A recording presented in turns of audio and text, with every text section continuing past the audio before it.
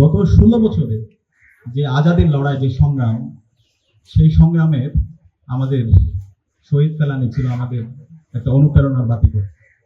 শহীদ ফেলানির আজকে গর্বিত বাবা এবং মা আছে। তারা গত 16 বছর জুড়ে ফেলানির বিচারের দাবিতে এবং আধিপত্যবাদের বিরুদ্ধে, আগ্রাসনের বিরুদ্ধে তারা প্রতিবাদ প্রতিরোধ জারি রেখেছেন। তারা চাইলে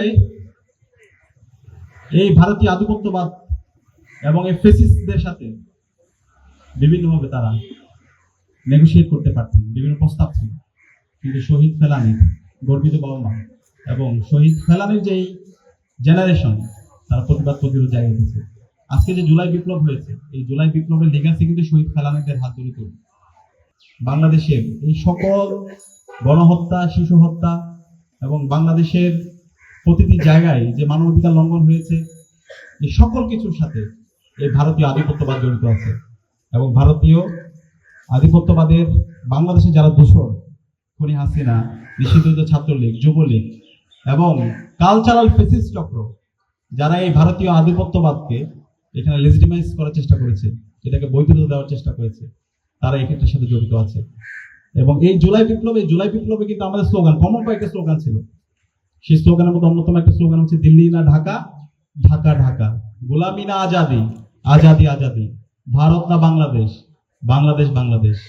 তো এই যে আজাদির লড়াই, সেই লড়াই আমরা আমাদের এই জুলাই বিপ্লবের মাধ্যমে আমরা একদম পূর্ণাঙ্গ আমাদের লড়াইটা আমরা শুরু করেছি। এবং এই জুলাই বিপ্লবের মাধ্যমে আমাদের শহীদদের আত্মত্যাগের মাধ্যমে আজকে আমরা ফেসিবাদ মুক্ত নতুন বাংলাদেশ পেয়েছি। এবং এই নতুন বাংলাদেশে আজকে আমরা ভারতীয় আধিপত্যবাদ থেকে মুক্ত পেয়েছি। তাদের যত মেকানিজম ছিল গত 16 বছরে, তারা যত মেকানিজম করেছে, সকল মেকানিজম গুলো ভেঙে চুরমার হয়ে গেছে। এখন আমাদের দায়িত্ব হচ্ছে এই ভারতীয় আধিপত্যবাদের সাথে যারা জড়িত ছিল, যারা দোষররা ছিল, গত 16 বছরে ফেলানি থেকে শুরু করে সীমান্তে যত হত্যাকাণ্ড হয়েছে, আমরা একটা রিপোর্টে দেখতে পেয়েছি গত 16 বছর প্রায় 588 জনের অধিক নাগরিককে হত্যা করা হয়েছে। এই সকল হত্যাকাণ্ডের বিচার এখন স্বাধীন বাংলাদেশে করতে হবে।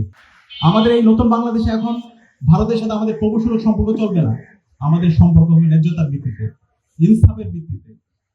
এই ভারত যদি আর কোনো হত্যাকাণ্ড এই বাংলাদেশে করে, সীমান্তে যদি ফেলানির মতো আর কোনো হত্যাকাণ্ড হয়, আমরা আর ছাড় দিব না। বাংলাদেশের 18 কোটি জনতাকে সাথে নিয়ে আমরা আমাদের প্রতিবাদ প্রতিরোধ জারি রাখবো ইনশাআল্লাহ। এই স্বাধীন বাংলাদেশে এই উত্তরবঙ্গের রাজনীতি নির্ধারণ হবে এই বাংলাদেশ থেকে, ঢাকা থেকে। সুতরাং এই ভারতীয় যারা দালাল আছে, যারা দোষর আছে, তাদের এই ঠিকানা এই নতুন বাংলাদেশে হবে না। এবং সে জায়গায় জুলাইয়ের যে প্রজন্ম, সে প্রজন্ম আমরা ঐক্যবদ্ধ আছি। আমরা ঐক্যবদ্ধভাবে আমাদের ইনসাফের লড়াই, এই আধিপত্যবাদের বিরুদ্ধে যে লড়াই, আগ্রাসনের বিরুদ্ধে যে লড়াই, সে লড়াই আমরা জারি রাখবো। এবং এই আধিপত্যবাদের বিরুদ্ধে, আগ্রাসনের বিরুদ্ধে কথা বলতে গিয়ে আমাদের জাতীয় নেতৃবৃন্দকে আমরা হারিয়েছি। এই জাতীয় নেতৃবৃন্দদেরকে যারা হত্যাযজ্ঞ করেছে, এবং সর্বশেষ আমাদের শহীদ উসমান হাদি ভাইকে হত্যার অন্যতম কারণ হচ্ছে ভারতীয় আধিপত্যবাদের বিরুদ্ধে কথা বলা, আগ্রাসনের বিরুদ্ধে কথা বলা। এবং শহীদ উসমান হাদির যারা হত্যাকারী আছে, তারা আজকে ভারতে পালাইছে। এবং আছে খুনি হাসিনা, যে এই জুলাই বিপ্লবে গণহত্যা এবং শিশু হত্যা করেছে, আমাদের 2000 ভাই বোনকে শহীদ করেছে, 40,000 আমাদের ভাই বোনকে গুম খুন করেছে। এবং গত 16 বছরে বাংলাদেশে গুম খুন, আয়নাগর থেকে শুরু করে শিক্ষার্থীদের উপর নির্যাতন নিপীড়ন করেছে। এই খুনি হাসিনাকে আজকে ভারতীয় দিল্লির তাবেদাররা তারা তাকে আশ্রয় দিয়েছে।